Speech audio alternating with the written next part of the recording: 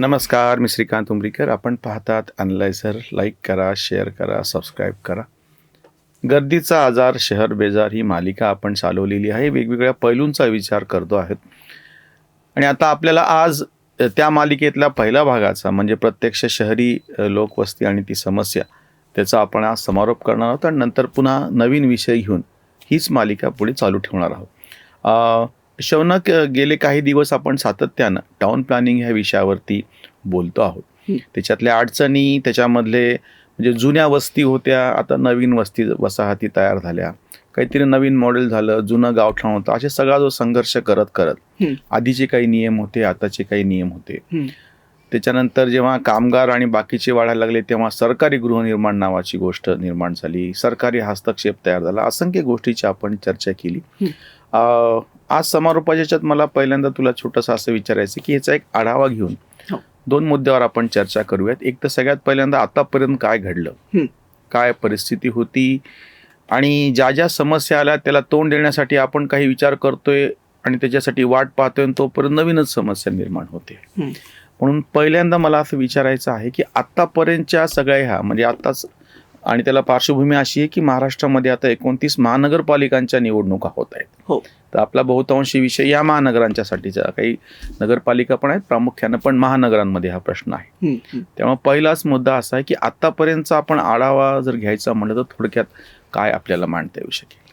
थोडक्यात असं म्हणता येईल, महाराष्ट्र हे देशातलं सगळ्यात जास्त नागरीकरण झालेलं राज्य आहे. आधीही होतं, अजूनही आहे. भविष्यात हळूहळू करत आता घरटी एक व्यक्ती शहरांमध्ये, पुणे मुंबईमध्ये असते, हे प्रमाण वाढत जाणार आहे. हळूहळू करत पुष्ट्यातच फक्त एक आकडेवारी देतो. आताचं जे यांनी मतदारांचे आकडे सांगितले ते जवळपास 40% आहे. म्हणजे एकूण महाराष्ट्राच्या मतदारापैकी ह्या 29 महानगरपालिकांमधला जो मतदार आहे तो आकडा 40% इतका. आणि ह्याला जोडून मी माझा मुद्दा पुढे नेतो तो असा की मतदार 40% आहेत, पण शहरांच्या लोकसंख्येचा आणि त्याचा ताळमेळ घातला तर तुम्हाला असं दिसेल की शहरामध्ये राहत आहेत पण मतदान अजूनही गावाकडे, खेड्याकडे, मग ते राजकीय अपरिहार्यता म्हणून किंवा मायग्रेट करणारी पहिली पिढी असल्यामुळे असेल, अशी एक लोकसंख्या भयंकर मोठ्या प्रमाणात. म्हणजे याचा अर्थ असा की शहरात जवळजवळ अर्धी लोकसंख्या आहे, त्याच्यापेक्षा भरपूर मोठी आहे. किंवा अजूनही आता समजा माझ्या आईवडिलांचं सुद्धा मतदान त्यांच्या गावाकडेच असतं. अशा लोकसंख्येची बोंब अशी आहे की त्यांना कुठलाही लोकशाहीमध्ये आवाजच नाहीये.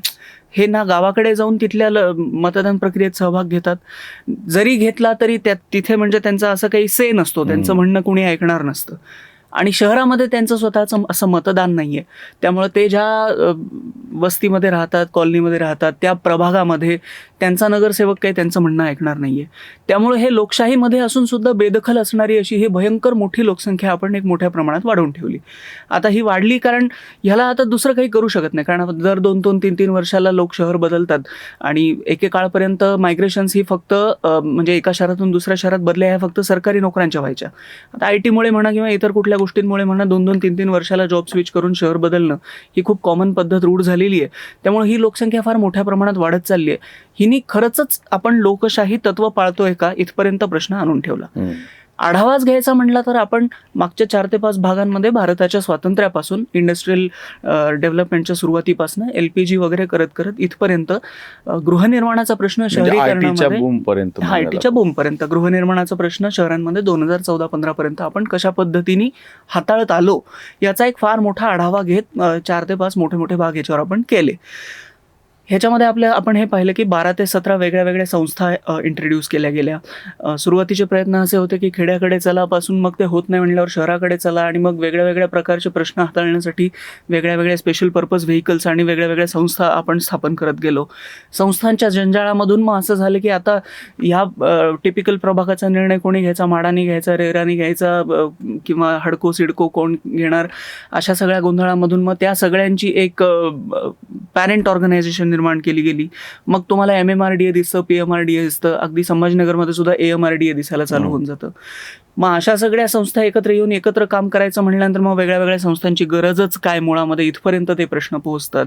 आणि इतक्या सगळ्या टप्प्यांमध्ये ह्या दोलायमान परिस्थितीमध्ये, पेंड्युलमच्या चक्रांमध्ये हे टोक ते टोक गाठत गाठत आधी पूर्ण कंट्रोल सिमेंटपासून ते कुठलाही नियम न पाळणारं गृहनिर्माण इथपर्यंत जाऊन आता पुन्हा एकदा रेरा म्हणजे थोडेफार नियम, आता यांच्यावर नियम टाकून नियमन करू इथपर्यंतची वाटचाल आपण पाहिली. आता आपल्याला हे बघायचं की सध्या काय चालू आहे. 2000 जसं आपण मागे डिस्कस केलं की दशक म्हटल्यानंतर आपण बघायचो की 1990 ते 2000, 2000 ते 2010, पण आता ते बघायला लागतं 2004 ते 2014, 2014 ते 2024, कारण आपल्याकडे सत्ता परिवर्तन आणि राजकीय त्याच्याप्रमाणे जे स्थित्यंतर आणि काही- सामाजिक स्थित्यंतर त्या प्रमाणात होत गेली. मग 2014 ते 24 या दशकामध्ये आपण गृहनिर्माणासाठी नेमकं केलं काय? हम्म. सगळ्यात आधी तर सगळ्यात महत्त्वाची डेव्हलपमेंट आहे रेराची. हम्म. आपण रेरा आणला, महाराष्ट्राने महारेरा आणला, तो भारताने ॲक्सेप्ट केलाच आहे जवळपास. भारताने महाराष्ट्राच्या बऱ्याचशा योजना भारताने ॲक्सेप्ट केल्यात, त्यातली रेरा ही फार महत्त्वाची पथदर्शी योजना ठरणार आहे, नियम ठरणार आहे. रेरामध्ये आपण काही थोडेफार नियमन करणं चालू केलं. त्यानंतर दुसरा प्रयत्न आपण हा केला की आपल्याला असं लक्षात आलं की गृहनिर्माण हे पूर्णपणे रस्त्याच्या रुंदीवर आणि FSIवर त्याच्या विळख्यात अडकून पडलं आज. म्हणजे नुसतंच FSI एखाद्या महानगराच्या लोकसंख्येप्रमाणे नसून तिथे तुम्ही ओपन स्पेस किती ठेवलेली आहे, रस्ते किती ठेवलेले आहेत? हां, म्हणजे आता आपण ह्या इमारतीत बसलेलो आहोत ना, या इमारतीमध्ये किती सदनिका असू शकतात, या इमारतीची उंची किती वर जाऊ शकते आणि रस्त्यापासून ह्यांना किती जागा सोडून हे बांधकाम करता येईल, हे सगळं काही ठरतं रस्त्याच्या रुंदीवर. आता ह्याला कॉन्ट्राडिक्टरी पॅराडॉक्स म्हणता येईल अशा पद्धतीने आपण काम केलं की आपल्या शहरांमध्ये मोठे रस्ते अस्तित्वातच नाहीत. रस्ता मोठा नसेल तर तुम्ही उंच इमारत बांधू शकत नाही. उंच इमारत बांधणार नाही तर शहराचा आवाका उंच न जाता तो आडवाच पसरत राहील. पुन्हा अडचण तीच आहे. शहर आडवं पसरत गेलं की तुम्हाला तितक्या छोट्या छोट्या लोकसंख्येसाठी जास्त पाण्याचे पाईपलाईन टाकावे लागतात, जास्त रस्ते बांधत बसावे लागतात, जे करणं आपल्याला शक्य नाही, आपल्याला लक्षात आलेलं आहे. आता ह्या सगळ्या गोंधळामध्ये नव्याने मग आपण छोट्या रस्त्यांना जास्त FSI वगैरे काही भानगडी करून पाहिल्या, मग त्यामध्ये मध्येच आगी लागल्या की आगीचे बंब पोहोचू शकत नाहीत वगैरे वगैरे अडचणी लक्षात आल्या.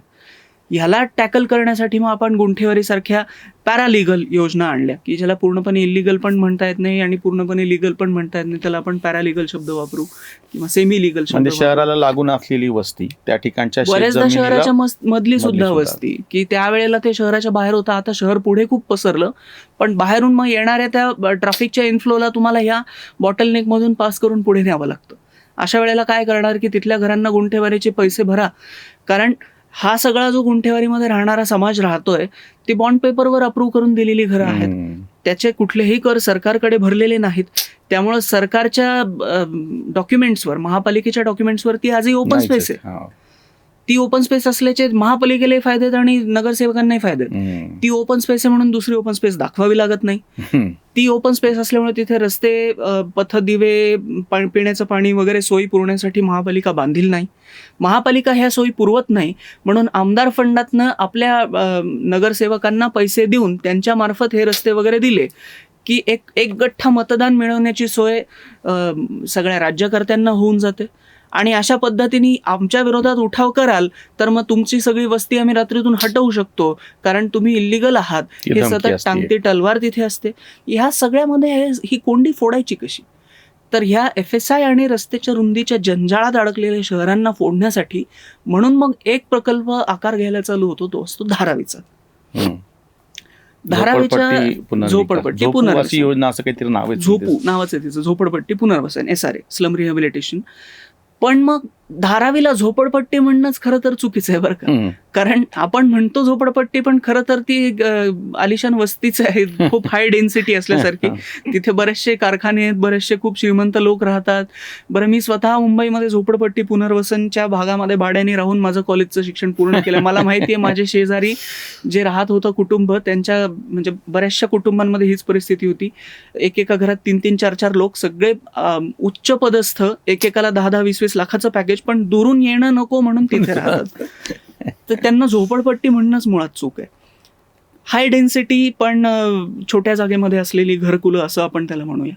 मग आता तिथे रस्त्याची रुंदी कमी आहे म्हणून ते उंच नाही बांधता येत. सरकारचा त्याच्यावर उपाय काय की हे मग आता 2-3 एकरांमध्ये जे काही पसरलंय त्याला एकत्र करा, त्याला एकावर एक उंच बांधकाम करून त्यांना सदनिका वाटून द्या आणि जी जागा उरेल तिथे मग मोठे रस्ते करा, पार्क वगैरे बनला, उर्वरित जागा त्या बिल्डरला देऊन टाका. ते नवे फ्लॅट्स विकून जो पैसा येईल त्यातून हा सगळा खर्च बिल्डरने काढावा, म्हणजे सरकारचा रुपया पण यात खर्च होत नाही, सरकार फक्त कंट्रोलिंग करेल आणि हे सगळं उभं राहील असा तो सगळा शोध. ह्याच्यामध्ये मग अडचणी कशा कशा येतात, तर धारावीमध्ये राहणारी व्यक्ती काही फक्त एखादी श्रीमंत व्यक्तीच असेल असं नाही. तिथे बाजूलाच राहणारा कोणीतरी हातगाडीवर भाजी विकणारा असतो, खरंच गरीब असेल. खरंच गरीब असतो, कुणीतरी लॉन्ड्रीचा व्यवसाय करत असतो, कुणीतरी काहीतरी करत असतं. मग ती हातगाडी त्याची जेव्हा घरी येते तिच्यावरच एखादी गादी टाकून त्याला पलंग बनवून झोपलं जातं. आता ती हातगाडी तुमची 22व्या मजल्यावर कशी चढवायची, ती पार्किंग मध्ये लावू देणार आहे का कोणी? बरं, त्याला कोणाला पार्किंग मिळणार? ह्या सगळ्या अडचणींच्या पाड्यामधून त्याला सिटी स्पेसिफिक, कॉलनी स्पेसिफिक उत्तरं शोधत पुढे जाण्यासाठी म्हणून लागणारी जी काही व्यावसायिक कुशलता ती आपल्याकडे तितक्या मोठ्या प्रमाणात उपलब्धच नाही.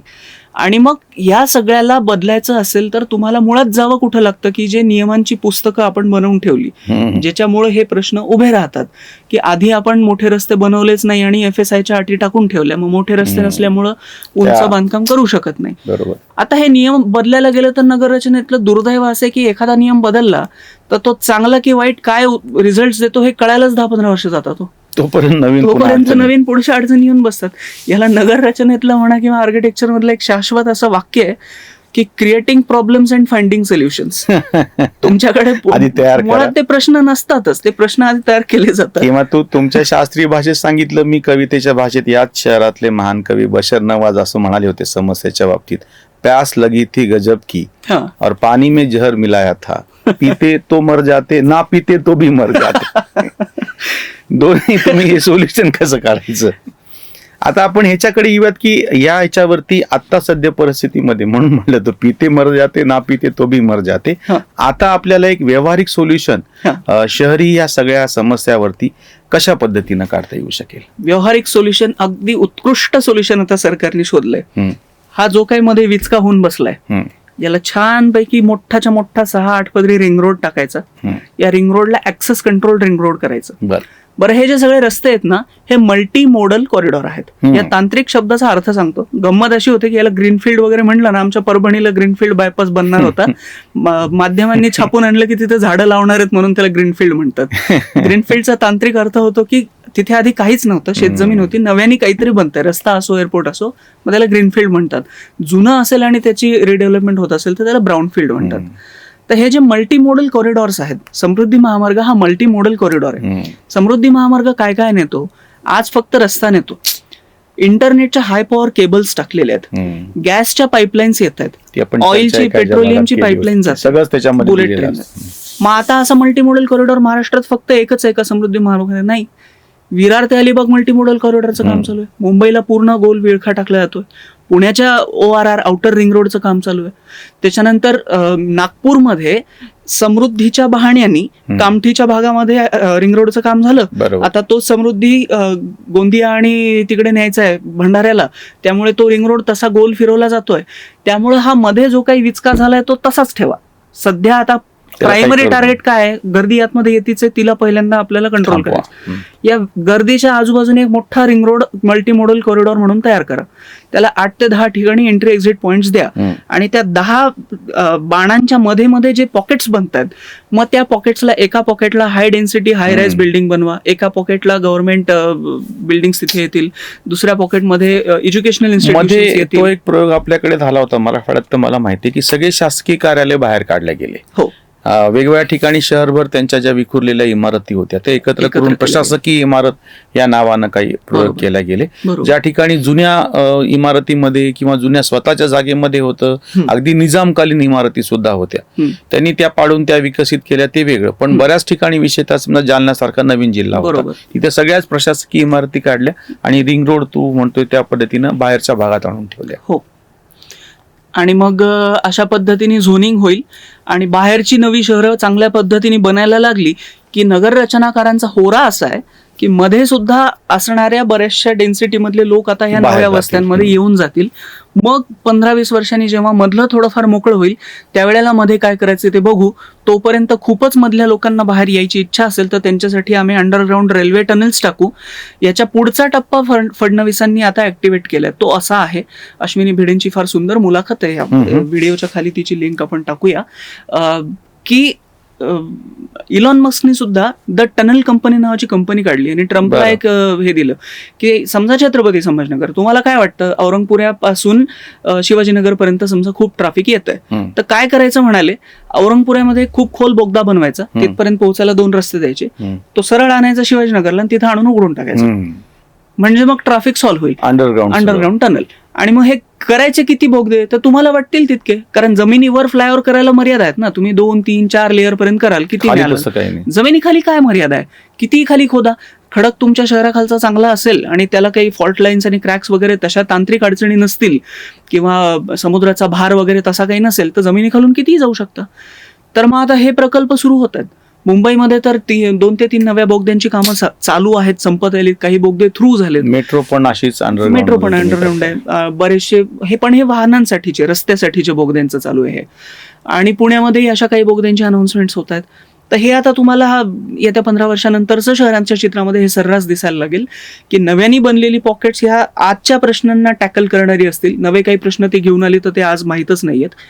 आणि जुन्या हाय डेन्सिटी एरियाज पासून ह्या नव्या पॉकेट्स पर्यंत येण्यासाठी तुम्हाला म्हणजे असं आपण म्हणूयात का की आतापर्यंत आपण ज्या सगळ्या अडचणीवर मात करत करत जे काही करत होतो त्या सगळ्यातून आता एक नवा पैलू असा मिळालेला आहे की आपल्याला अंडरग्राऊंड काम करायचे आहे. जी कोणी जसं चांदणी चौकात वगैरे जेव्हा दिल्लीमध्ये मेट्रो आली आणि पहिल्यांदा त्यांना आश्चर्य वाटलं की अतिशय थिक डेन्सिटी. दिल्ली तर सगळ्या पूर्ण भारतातलं एक असं युनिक उदाहरण आहे की 700-800 वर्षांपासून, 700-800 काय, महाभारत कालापासून राजधानीचं ठिकाण आहे आणि ते हटवताच येत नाही. मग शेवटी त्यांनी जेव्हा अंडरग्राऊंड हे केलं आणि एकदम मग त्या चांदणी चौकामध्ये त्या मेट्रोचं स्टेशन तोंड उघडते, लोक बाहेर पडतात.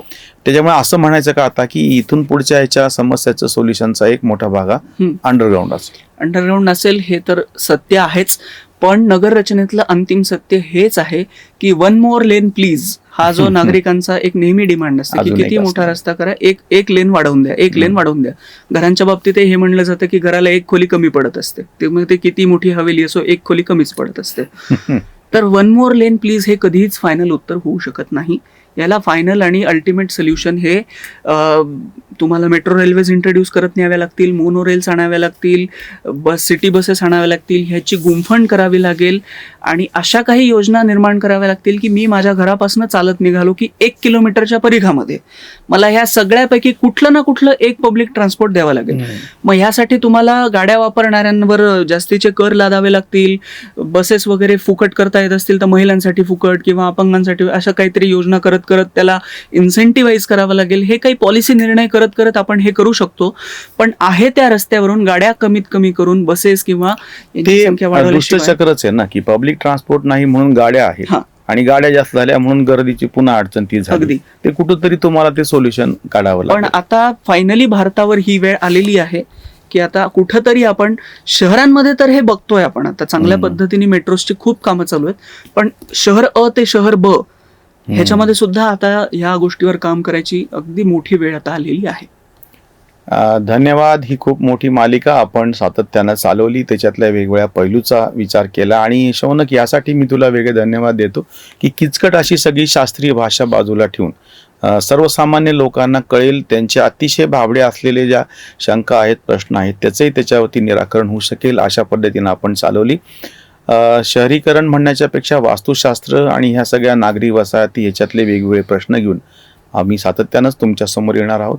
तुमच्या सूचना आम्हाला जरूर कळवा. काही जणांनी अशी मागणी केली होती की आपलं जे प्राचीन वास्तुशास्त्र आहे त्याच्यातले काही अद्भुत रचना आजही उभ्या आहेत, त्याही अनुषंगानं काही भाग करता आले तर आपण जरूर करूयात. उलट शौनक स्वतः अशा प्राचीन वास्तूंच्या जीर्णोद्धाराचं जे काम शासकीय पातळीवरती चालतं त्याच्यामध्ये स्वतः त्यांनी सहभाग घेतलाय, त्याच्यामुळे तोही भाग आपल्याला घेता येईल. इथेच थांबूया. धन्यवाद. धन्यवाद. स्वधर्म जागृतीचा विधायक बुरुज